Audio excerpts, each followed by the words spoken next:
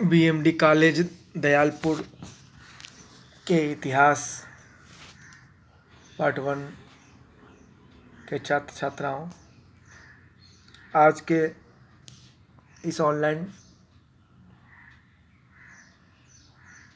अध्ययन का विषय जैन धर्म और बौद्ध धर्म के उदय के समय प्रजा के सामाजिक और आर्थिक जीवन का प्रस्तुतिकरण, यानी उस समय जिस समय जैन धर्म और बौद्ध धर्म का उदय भारत में हुआ, उस समय जनता की क्या सामाजिक और आर्थिक स्थिति थी, उनका आर्थिक जीवन, सामाजिक जीवन किस प्रकार से व्यवस्थित था, उसके बारे में चर्चा की जाएगी। जैन धर्म एवं बौद्ध धर्म के उदय का तात्कालिक कारण सामाजिक और आर्थिक विकास के परिणाम थे। द्वितीय नगरीकरण और लोहे के व्यापक प्रयोग के बाद कृषि एवं नगरों का व्यापक विकास हुआ। उत्पादन अधिशेष होने से व्यापार में वृद्धि हुई। व्यापार के लिए शांति और अहिंसा का वातावरण उपयोगी एवं आवश्यक माना जाता है। ऐसी स्थिति में जनता हिंसा और अंधविश्वास पर आधारित वैदिक धर्म से ऊब चुकी थी और नए सिद्धांत एवं धार्मिक विश्वास के प्रति आकर्षित हुई। भगवान महावीर और महात्मा बुद्ध के नेतृत्व में जब धर्म सुधार आंदोलन आरंभ हुआ तो आम जनता द्वारा व्यापक उसको समर्थन मिला। जैन धर्म और बौद्ध धर्म के उदय के काल को प्राग मौर्य काल भी कहा जाता है। अब इन बातों को समझिए। द्वितीय नगरीकरण का क्या मतलब होता है? देखिए, नगरीकरण मतलब कि बड़े पैमाने पे लोगों का शहरों में निवास करना, जो भी सुख सुविधाएं हैं उनका विकास नगरों में होना।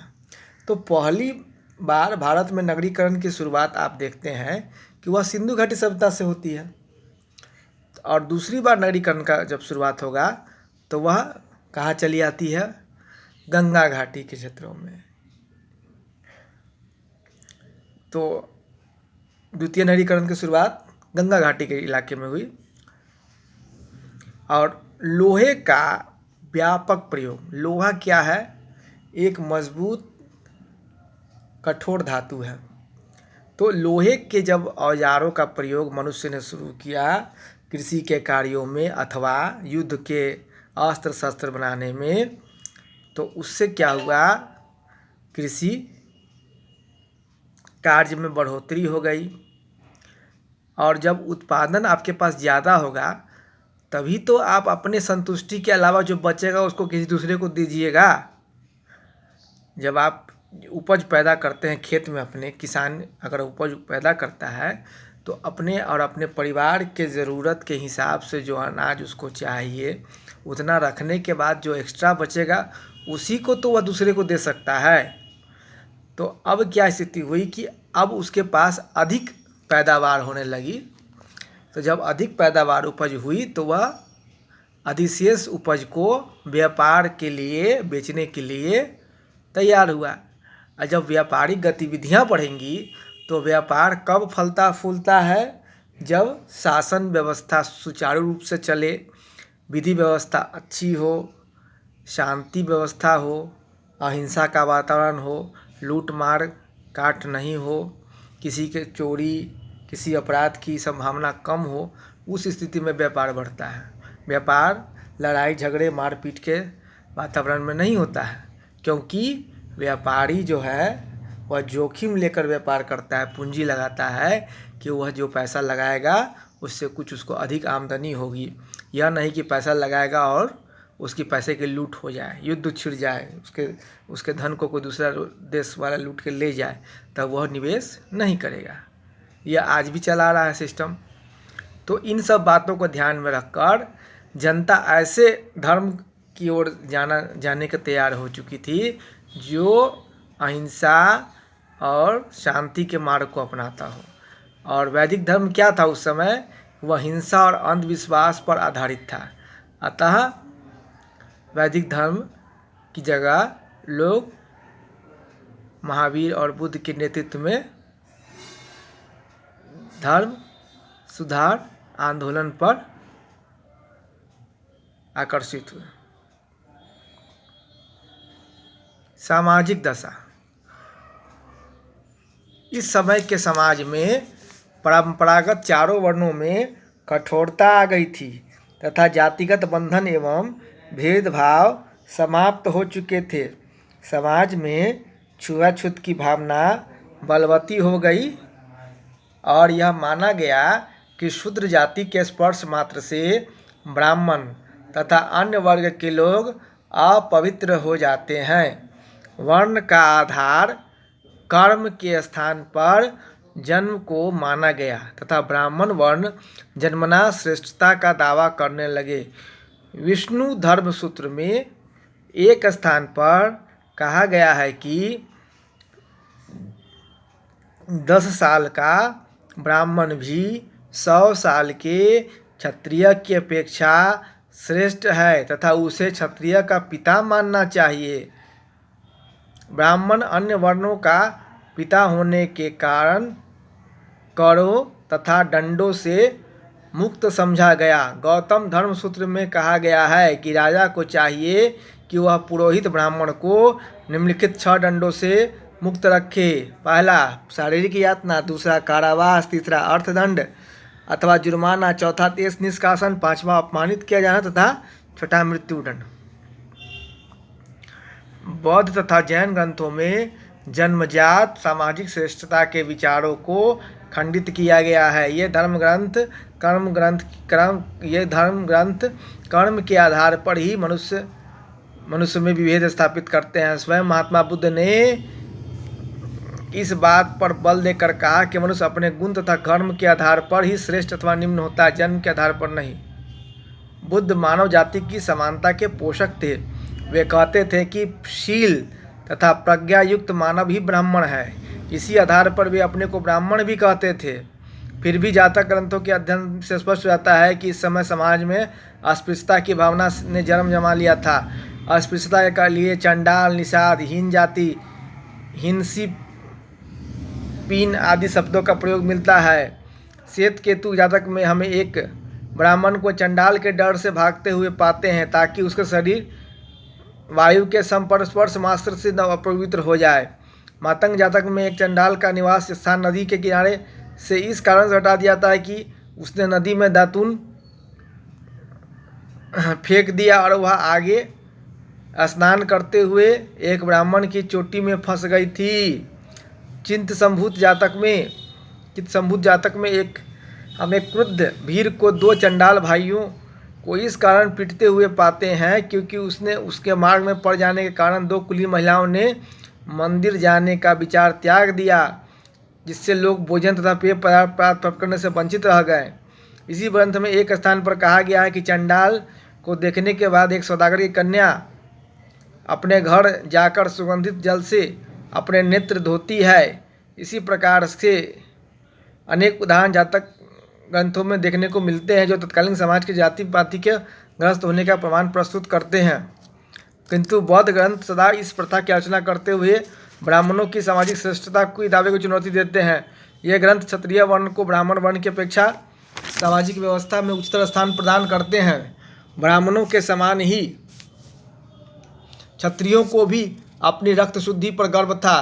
तभी तो कपिलवस्तु के शाक्यों ने अपने कुल की कन्या का विवाह कौशल नरेश प्रसेनजीत से करने से इनकार कर दिया तथा बदले में एक दासी की पुत्री को भेज दिया जो अंततोगत्वा उनके विनाश का कारण सिद्ध हुआ। चूँकि इस काल में राजतंत्रात्मक राज्यों की शक्ति बढ़ रही थी तथा मगध में साम्राज्य का उदय हो रहा था, अतः क्षत्रिय वर्ण की प्रभुता बढ़ गई। साथ ही गंगा घाटी में नगरीय क्रांति के कारण व्यापार वाणिज्य के क्षेत्र में भी उल्लेखनीय प्रगति हुई। इसके फलस्वरूप वैश्य वर्ग का समाज का सबसे संपन्न वर्ग बन गया। राजनीतिक शक्ति तथा संपत्ति दोनों से ही ब्राह्मण वंचित हो गए और इस कारण उनकी सामाजिक प्रतिष्ठा को गहरा आघात पहुंचा। बौद्ध साहित्य में स्त्रियों की दशा का जो चित्रण मिलता है उससे स्पष्ट है कि वैदिक काल की अपेक्षा उनकी दशा खराब हो गई थी। उनके सामाजिक तथा शैक्षणिक अधिकारों में कमी आ गई थी। चुल्लवग्ग जातक से पता चलता है कि महात्मा बुद्ध स्त्रियों के संग में प्रवेश के विरोधी थे, लेकिन अपने शिष्य आनंद के मनाने के बाद अपनी मौसी प्रजापति गौतमी को प्रवेश दिए। कुछ विदेशी भिक्षुनियों ने अत्यंत सुंदर कविताओं की भी रचना किया था, जिनका संकलन थेरी गाथा नामक ग्रंथ में किया गया है। वेश्याओं का भी समाज में महत्वपूर्ण स्थान था, जैसा कि वैशाली की आम्रपाली के विवरण से पता चलता है कि बुद्ध ने स्वयं उसे अपने मत में दीक्षित किया तथा उसने भिक्षु संघ के लिए अपनी आम्रवाटिका दान कर दिया था। बौद्ध साहित्य से पता चलता है कि सगोत्र विवाह समाज में होते थे। शाक्य अपने ही कुल में अपनी कन्याओं का विवाह करते थे। महावीर की पुत्री का विवाह भी उनकी बहन के पुत्र जमाली के साथ संपन्न हुआ था। समाज में प्रणय विवाहों तथा अंतर्वर्ण विवाहों का उल्लेख मिलता है। उदयन तथा वासुदत्ता का विवाह प्रणय विवाह का उदाहरण है। कौशल के राजा प्रसेनजीत ने एक माली की कन्या से विवाह किया था। बौद्ध साहित्य से पता चलता है कि राजा तथा कुलीन वर्ग के लोग बहुविवाह करते थे। महावग्ग जातक में कहा गया है कि मगध नरेश बिंबिसार की 500 रानियां थी। समाज में सती प्रथा के प्रचलन का उदाहरण नहीं मिलता। यूनानी लेखक केवल पंजाब की कठ जाति में इस प्रथा के प्रचलन होने का उल्लेख मिलता है। पर्दा प्रथा का प्रचलन समाज के कुलीन वर्गों में दिखाई देता है। आर्थिक दशा। बौद्ध एवं जैन धर्म के उदय के समय गंगा के घाटी में आर्थिक जीवन की विशेषता उसका नगरीकरण है। गार्डन चाइल्ड ने नगरीकरण की विशेषताओं में विशाल भवनों तथा घनी आबादी वाली बड़ी बड़ी बस्तियों का होना आवश्यक बताया है। इसमें खाद्योत्पादन से अलग रहने वाले वर्ग जैसे शासक, शिल्पी, सौदागर, कलाकार, वैज्ञानिक, लेखक आदि निवास करते हैं। गॉर्डन चाइल्ड के अनुसार नगरीकरण की कुछ विशेषताएं हैं। नगर में दैवी शक्ति की उपस्थिति, दैवी शासक की उपस्थिति, लिपि का विकास, वैज्ञानिक एवं तकनीकी प्रगति, विदेशी व्यापार और वाणिज्य की प्रगति आदि। एडम्स के अनुसार विस्तृत आकार तथा घनी आबादी नगरीकरण के निर्णायक कारक होते हैं। आर.एस. शर्मा का विचार है कि नगर की वास्तविक पहचान केवल आकार आबादी नहीं बल्कि भौतिक जीवन की गुणवत्ता और व्यवसायों के रूप में ही होती है। यद्यपि पृष्ठ प्रदेशों से प्राप्त अधिशेष किसी शहर के अस्तित्व के लिए अनिवार्य हैं, फिर भी केवल गैर कृषकों की बस्तियों को शहरी केंद्र नहीं माना जा सकता है। शिल्पियों का संकेंद्रण तथा मुद्रा आधारित विनिमय के प्रचलन शहरी जीवन के लिए उतने ही महत्वपूर्ण विशेषताएं हैं। प्रारंभिक पाली ग्रंथों में निगम, नगर आदि शब्द का उल्लेख मिलता है। बुद्ध काल के विविध स्तरों से प्राप्त एक विशेष प्रकार के मिट्टी के बर्तन भी नगरीकरण की ओर संकेत करते हुए प्रतीत होते हैं। इन्हें उत्तरी काले चमकीले मृदभांड, नॉर्दर्न ब्लैक पॉलिश्ड वेयर कहते हैं, NBPW। निगम का शाब्दिक अर्थ होता है बाहर जाने का स्थान। इससे व्यापार की गतिशीलता का उल्लेख बोध होता है। इस शब्द का प्रयोग शिल्पी तथा महाव्यापारियों के संघ के लिए हुआ है जो नगरों में विद्यमान थे। दीर्घ निकाय में नगर, महानगर, राजधानी आदि का उल्लेख मिलता है। इस काल में विकसित होने वाले जैन धर्मों और बौद्ध धर्मों का दृष्टिकोण भी व्यापारियों और व्यवसायियों के प्रति उदार था। उन्होंने व्यक्तिगत संपत्ति, व्यापार, ऋण, सूदखोरी आदि का समर्थन किया। बुद्ध ने तो सूदखोरी को एक समृद्ध पेशा बताया। इस प्रकार आर्थिक, राजनीतिक, सामाजिक, धार्मिक गतिविधियों का नगर परिस्थितियाँ नगरीकरण में सर्वथा उपयुक्त थी। नगरीकरण के लिए विशेष उत्पादन जो गंगा घाटी के उपकरणों में कृषि के क्षेत्र में उपयोग के कारण संभव हुआ। शिल्प तथा उद्योग धंधों का विकास, व्यापार वाणिज्य की प्रगति, सिक्कों आदि का निर्माण इसी का परिणाम था। संपूर्ण भारत में पुरातात्विक उत्खनन के फलस्वरूप इस समय 60 प्रसिद्ध नगरों की संख्या निर्धारित की गई है। ये पूर्व में चंपा से पश्चिम में भृगुकक्ष तथा उत्तर में कपिलवस्तु से लेकर दक्षिण में कबीरपत्तन तक फैले हुए थे। श्रावस्ती जैसे विशाल नगर 20 के लगभग थे, जिनमें से अधिकांश बुद्ध तक उनके धर्म से संबंधित होने के कारण अत्यंत महत्वपूर्ण हो गए थे। साहित्यिक सूत्र पता चलता है कि बाजार वस्त्रों, सेल, सुगंधित द्रव्य, स्वर्ण, रत्न, आभूषण, खाद्यान्न आदि से भरे रहते थे। मुद्रा अर्थव्यवस्था के आविर्भाव में व्यापार वाणिज्य की सुविधा प्रदान किया तथा हाथ सिक्कों का उपयोग व्यापक पैमाने पर होने लगा। धनाढ़ व्यापारियों और व्यवसायियों के पास प्रतिरूप संपत्ति जमा हो गई। इसी तरह बौद्ध एवं जैन धर्म के उदय के समय प्रजा की सामाजिक एवं आर्थिक जीवन की काफ़ी उन्नति थी। इसके साथ ही आज की चर्चा समाप्त।